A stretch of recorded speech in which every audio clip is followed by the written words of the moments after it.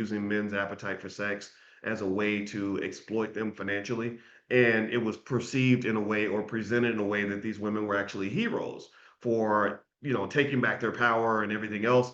When really it's if you're a person who's never victimized anyone, right? If you're not waking up saying, okay, how am I going to harm a woman? It's scary, right? It's very scary for men. And I remember when I used to work at AOL Black Voices, and I got a note from a lady who explained to me what she and her stripper friends had done, where they would wait for athletes and entertainers to come into town, and they would lure them back to the hotel and then drug them so that they could then victimize them in whatever way, right? Maybe put them in the bed with a young girl or whatever and take pictures and then threaten, blackmail them. She also talked about a friend of hers that she was dating a guy who was the head of a gang. And what she would do is she would use their indiscriminate appetite for sex and their lack of conscious thinking, critical thinking skill to lure them back to the hotel. And she would literally get him naked, and then his friends would come in and kill the guy, right? And that's the oldest trick in the book. That's been going on for thousands of years, right? So ultimately, this is one of the reasons why I've always said that consciousness and some degree of sexual discipline is absolutely essential if you're a man that has resources, because they're always going to try to lure you in that particular way. So those who and you should really talk to your sons about this at some point. Make sure they hear this.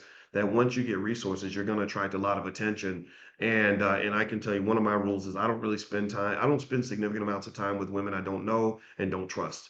Right? Because look, it's a crazy world out here, and you don't know what people are thinking and what they're trying to do.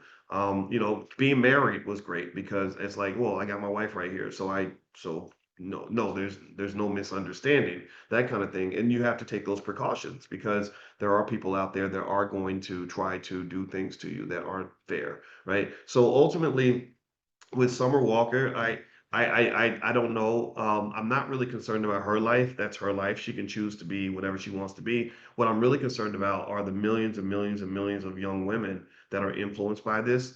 And it's not even bad enough that they're hurting people when you think this way, right? You're hurting the feelings of good men who might legitimately want to have a healthy relationship with you, and you're stealing from them, you're exploiting them, right? Using them, right? But then also, it doesn't seem to end up good for the even the victimizer, even the person, the woman who says I'm gonna sleep with men for money. uh there's consequences for that, right? There's STDs, there is abuse. There are lots of rich men who are very abusive, who say, yeah, I have. There was a famous guy that I saw.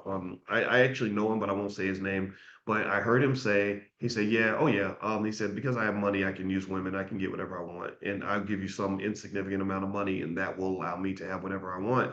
And I know for a fact this guy is not a good person. He does not have a high opinion of women. So if you are a person who is distracted by the bright shiny stuff, then you could easily fall for that. And I think that just is unfortunate, right?